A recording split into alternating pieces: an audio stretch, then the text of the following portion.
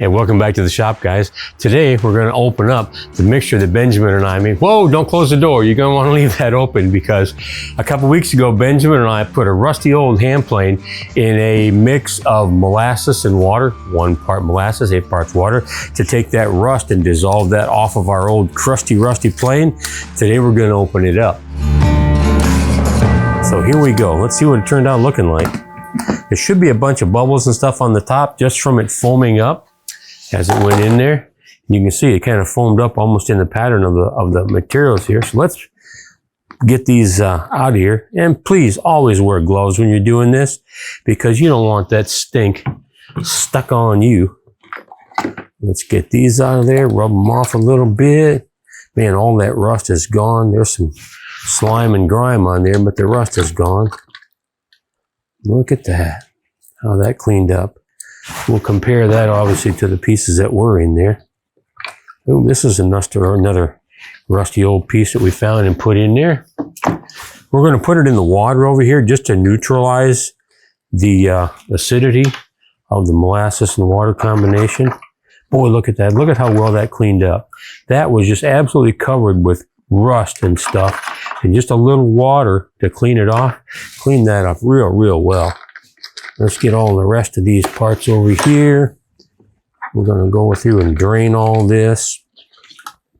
Wow, look at that. That was just crusted on with rust. Now look at how nice that cleaned up. And we haven't even really done anything outside of let it sit in there. Cleans it up really well. I'm always pleased with what this combination does for cleaning up rusty old parts. I used to do a lot of bicycle restoration, very old stuff, 1880s, 1890s, and I'd use this same combination to clean up all that old steel. It really does a good job. Look at that. We haven't even really washed it yet. That's fantastic. I like that. Look at that old brass piece. Look at how well that cleaned up. That is amazing. Like I say, it's good stuff. That should be everything that we've got. Just give it one last run to make sure that's all of our parts. So now, to get the smell contained a little better, we're going to close this back up, seal it back up, set it aside. Let me grab a couple paper towels here to play with. Get the stuff wiped off of my bench. I keep my bench pretty well shellacked up and covered so stuff like that doesn't stick to it. Let's go in here. Let's grab a couple of these and just start working them clean. Look at that. That is cleaned up so well. All that rust and stuff is gone off of there. This is our chip breaker off the back of this old Stanley number 5. Lead here. Just rubbing off the excess. That has cleaned up surprisingly well. You'll see from the other video, we'll put a little insert in here to show you what it actually looked like before. Show you how crusty this stuff really was. Look at how well that brass cleaned up. And that's just sitting in that mixture again of 1 part molasses and 8 parts water. Really cleans up nice. Man, that does a nice job. You know, and there's modern day stuff that people will use like evapor rust and all that. But it's an old-fashioned tool. I do it the old-fashioned way. That's just my preference.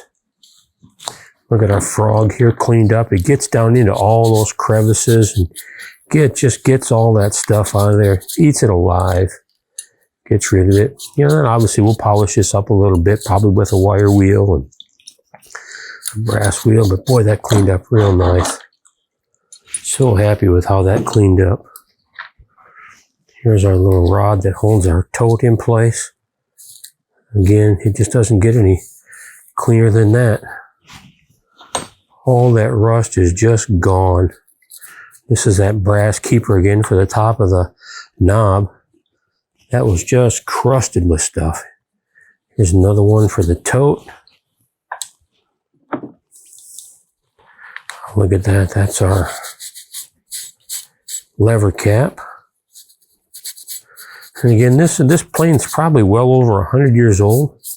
And it literally looked like it had been sitting probably in a box out in the rain for a while. It was in really tough shape. which is one of the cool things about cleaning up old tools. You get to find them and bring them back to life, put them back into use. This tool worked very, very good 100 years ago. It's going to work just as well today as it did all those years ago. We're not done cleaning them up. I'm going to run a brass brush over them. And there's our washers that hold our tote in place. That's the bolt that holds the blade to the chip breaker. Another one of the washers that holds the frog in place.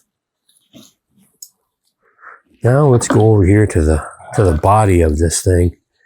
And man, if you saw this before, just crusty. That is going to clean up so well.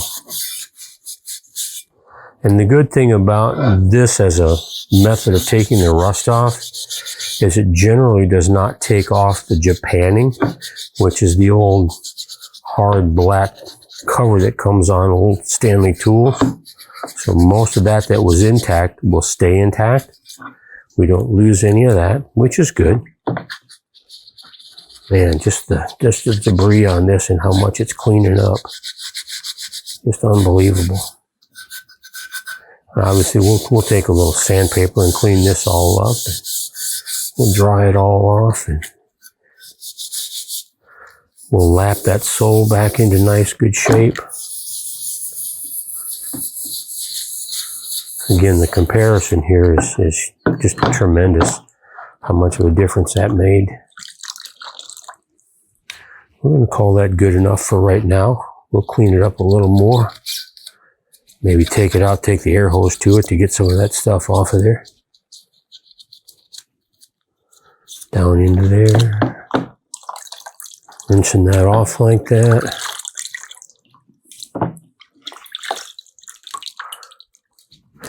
And yeah, you could go out and buy a brand new modern day plane and not have to go through all this, but you don't get the experience of doing it.